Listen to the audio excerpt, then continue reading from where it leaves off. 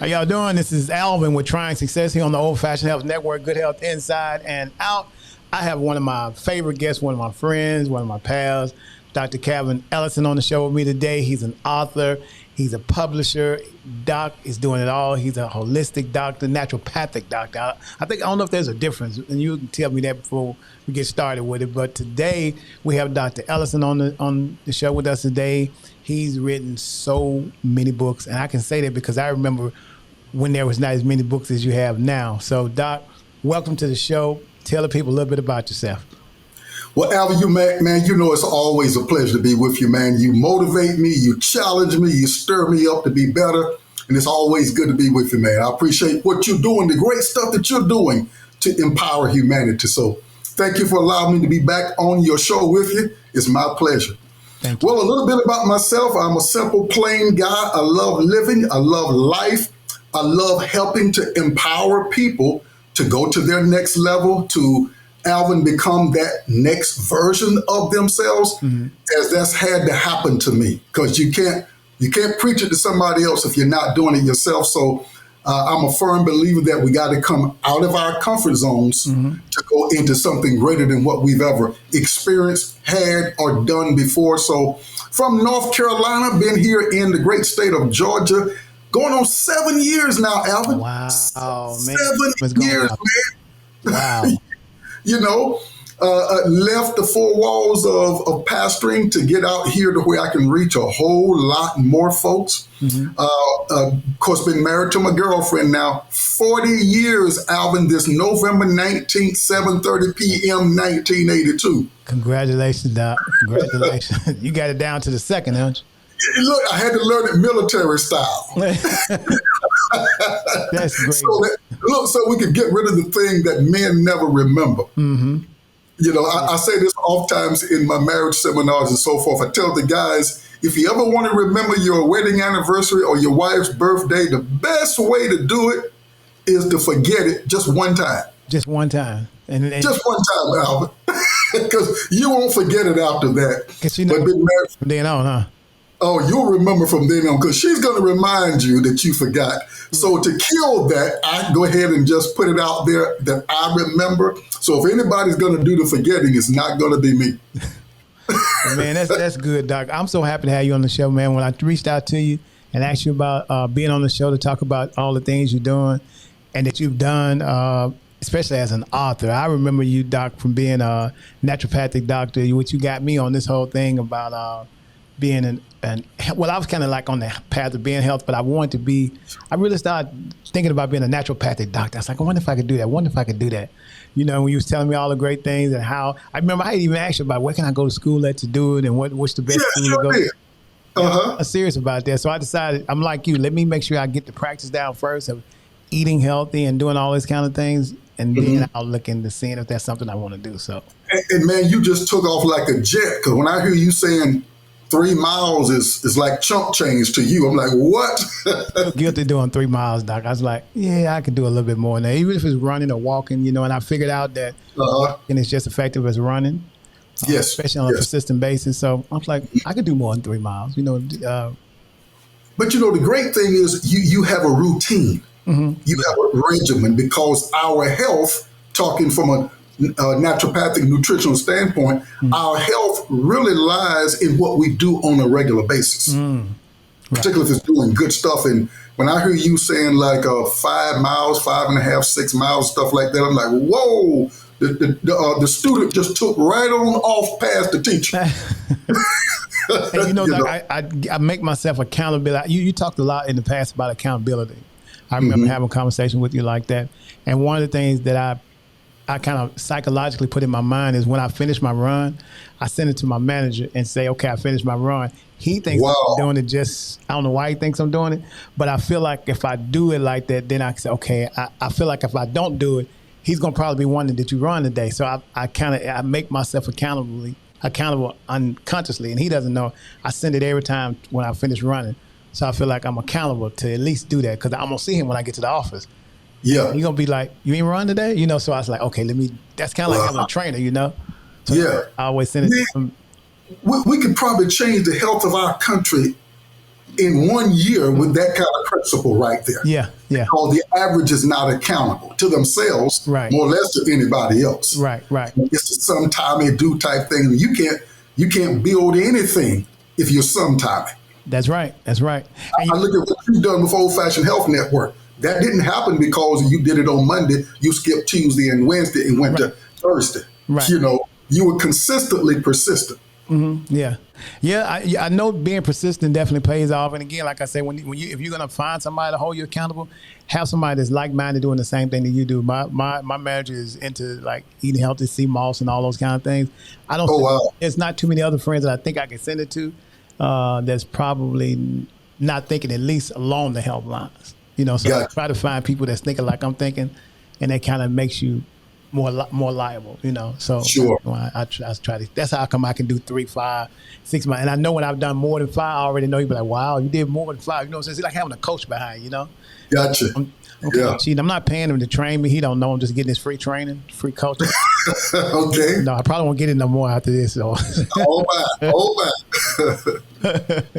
Wow. Let's talk about you and your books, man. How many books have you written thus far now? Now we're up to number 12. Wow. So you got a whole dozen now. Whole dozen. You got all the disciples. Yeah, all 12 disciples, and they keep me on my toes. Wow. So do you remember the very first book versus to where you are now? Can you see the difference between the very first book you wrote, out of the 12 to number 1 and number 12? Can you see the difference? Yes, I can. Okay. Yes, I can. I can see my thought flow, how it has changed, how it's like I became more focused as the books began to come out. It's just like, I guess, parents raising children. The first 1 or maybe 2, you didn't hardly know what you were doing. Right. But if you produce 4 or 5, like, you now become an expert in parenting, so to speak. Right. Yeah, I admire you being able to write them in the books, man. I've been trying to get one out of myself. I'll start writing, and then I'll stop. I'll start writing, and then I'll stop. It seems like in your mind, when it comes to writing a book, you put yourself, you create benchmarks for yourself that may not necessarily be necessary. You might not need to do that in order to write a book. Yeah. Some people think in order for the book to be a book, you need 151 pages or 200 pages. And I know some of the shortest, most remarkable books was only like 75 pages long or 35 pages long, Exactly. As a matter of fact, Alvin, my next to the last book, the Autobiography of Dr. Calvin Ellison, the model brand of a trailblazer, if I can get it right here, I didn't write it. Wow. I was interviewed, and my life story was taken. Let me make sure I get it here. Yeah, that's good. My life story was taken out of me through an interview. Wow. The company interviewed me in 5 hours and took this book out of me, transcribed it, created the manuscript, and it ended up being number 2 on Amazon new release bestsellers. But I didn't write it. Wow. You got interviewed, and then they turned the transcript into a biography. Yeah, turned that transcript into a manuscript, did the editing processes, editorial layout, book cover design, the publishing, marketing, distribution, and we're heavily into the branding phase now of that book and everything that's connected to me. Okay, so you have a publishing company too, right? Do you have a publishing company? Well, I'm the marketing director for Leeds Publishing Company, LEEDS, Leeds Publishing Company. Okay. Yeah, and my last 3 books were done through them. Okay, tell me a little bit more about this particular book that your most recent book that you're trying to do. What are your goals with this particular book you're trying to do? Well, the one I just showed. Yeah, well, the one I just showed again is my autobiography, at least up to this particular point in my life. And really what I wanted people to get out of that is my story, my evolution. I say it like this, that every person, place, and thing has a story. Yeah. I wanted to be able to share my story, my evolution, in hopes that it would inspire, motivate, and even in cases challenge people to be more than what they are right now, to realize that if you're still living, you're still breathing, you're still kicking, there is more to your life, and your story is not your story. Your story belongs to your generation. Wow, okay. The fact that you made it, that you've come over certain humps, You owe it, because we didn't make it to the age that we are or to the achievements that we have by ourselves. Right. Nobody is a success by themselves. Right. Somebody helped us, and I wanted to be able to share some of my evolution of having gotten to a certain point in life. So, Doc, it makes me think about, I have relatives or uncles that are maybe 70 years old. Well, one of my uncles, he's 72. And I said, Uncle, you're doing really well. He's like, yeah, son, but I'm getting old, and he sounds like he's slowing down. It's like, well, yeah, I'm slowing down and everything. And I told him, I said, well, Unc, the way I see it, you still got 20 more years, 20 good years. He said, what do you say that? I said, well, Cicely Tyson was 90 when she passed away, 90-something. So I don't know if she was acting and she just had written a book.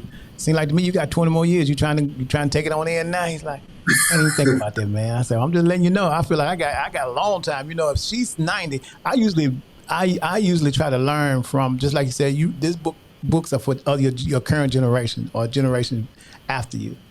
And that's what I try to do. I try to learn from the generation before me. Yeah.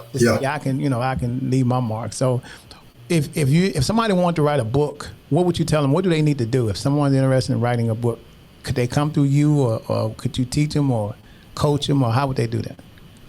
They could reach out to me at my email addresses, and we can help them through that process. We could give them that guidance, that coaching, to where they can save time and effort as well, by, again, as you just mentioned, getting coaching.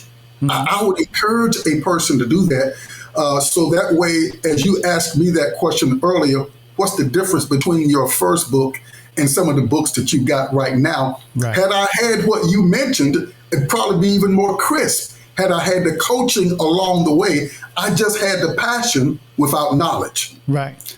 I had the passion to write without good guidance. But now that I've got some guidance, then things are getting better now. Well, they can reach out to me, and they can reach out to me at marketing at Leeds, LEEDS, press.com, marketing at leedspress.com, and we can guide them. Okay. Shorten the process. It's marketing. What is it again? Yes, marketing at Leeds, LEEDS, leedspress.com. Okay, I'm gonna see if we can go ahead and put that on the screen for us while we talk, and so he'll put it on there so they can see it, and along with his email address as well, so they can reach out to him. So, Doc, let me ask you this: with this particular book that you have now, or I know there's other books that you've written with a group before. And yes. How do those books help as far as a person wanting to write a book? Let's just say, I think you wrote it with it was a bunch of guys, right? Yes. So how does that translate into someone that's like, okay, well, I got two people, we want to write a book together. How does that work? Yeah, and that can be done. It's like when I got into the nonprofit world, I rode on somebody else's back until I began to learn how to do it for myself. Okay. So yeah, I think that's a good way, because now you're not having to write the whole book, if you would. You're just doing a chapter in somebody else's book, if that's the way you want to go. And so it gets you in the experience of seeing what the process looks like. Okay. Because the greatness of what that book is going to become really lies in the process. And we know that to be true, Alvin, across the board. The greatness of that young man, that young woman lies in the process that has inside of the coaching, the mentoring, somebody that they are accountable to, that can look into what's evolving in their world and bring out good pointers so that they can be better. So I think that's a good idea. And like you were sharing, there were 4 of the books. Mm-hmm. 4 of the books: Men Magnifying Manhood, Volume 1 and Volume 2. Because I see you remember that very well. I do. Then we had Men Magnifying Marriage, and then we had Maximizing Your Influence, to where we had other writers involved. Okay. I think let's make sure I think it's K. Is it CA? How's your email address? I want to make sure we got it right. Oh, he's got it right. He's got it right. Okay. All right. So that y'all see his the email address is down there if you want to get in contact with Doc, if you want to write a book, if you want some coaching, if you want some motivation about writing a book, please get in contact with me, because everything, the thing I like about it, there's so many things and nuggets I've gotten from you that I still carry with me right today that I remember. I don't know if they could get a better coach to teach them about Oh man, the book than getting it from you, because you just have such a way of when you impart knowledge in somebody, you put it so simple to it's like, how you gonna forget it, you know? Sure, I appreciate that. It's kind of like having, so let me ask you, what is it that you want to do next? Where do you see yourself going next? Well, I see myself next back out there, if you would, in the circuit, doing more public speaking, addressing the area of health, addressing the area of marriage. Of course, you hear me talk about my marriage, and something that we've been evolving in more and more, Alvin, in the last 3 years, and that is empowering men. We have a movement entitled Men Magnifying Manhood, where we're empowering men to be responsible, productive, law-abiding citizens. Playing first and foremost on the identity issue, the purpose, roles, and responsibilities. And I see myself out there doing more and more of that. And then I think since the last time we've talked, Alvin, we've started a program for young men and young women too. We're at present doing it with the Gwinnett County DA's office, where we will get young men and young ladies between the ages of 11 and 17 that go to court because of a felony or a misdemeanor. If they will successfully go through our program, then when they go back before the judge, they don't have anything on their record. Oh, that's good, man. Listen, we need programs like that so bad in the community, man. It could really avoid a lot of unnecessary hardships, jail time that you wouldn't normally, because sometimes things as a kid that we just not thinking about. We all make mistakes, and it's always good to have a program such as yours to kind of catch the kid, and the kid wakes up and be like, you know what, I don't have to. I could have very well been in prison somewhere had it not been for Dr. Ellison program to help me to see. So what are you doing to wake me up? So I appreciate you all doing that, man. That's sure. That's really good. So we have a team of people that are doing that, and working with us, and so we're looking at seeing that spread, and we're grooming people so that as it spreads, they can be there to take the responsibilities and run with it. So I can get back out and do the thing that I love doing the most, and that is being before people, imparting what I've learned over these, believe it or not, Alvin, over 60 years now. Really? Yeah, man, I'm over 60, man. Over. That's okay, Doc. I didn't realize that much time had gone by. Wow. Okay. Yeah. Doc, I sure appreciate you, man, taking the time out. You got to come back on the show, man. Doc used to had a show on the network here, but he's been so busy between ministering and then the Chamber of Commerce and then writing all these books. They don't understand you have a plethora of titles that you do, and then the man has already written 12 books. So, Doc, you even wrote a book during the pandemic time, didn't you? Yeah, sure did. We had the latest that has come out is the 7-day meal plan, where we talk about a plan for breakfast, lunch, and dinner. Wow. And that is actually the latest baby. Wow. And people can get access to it by going to my website, calvinellison.org. calvinellison.org. Okay. calvinellison.org. But yeah, the 7-day meal plan is actually the newest baby. Okay.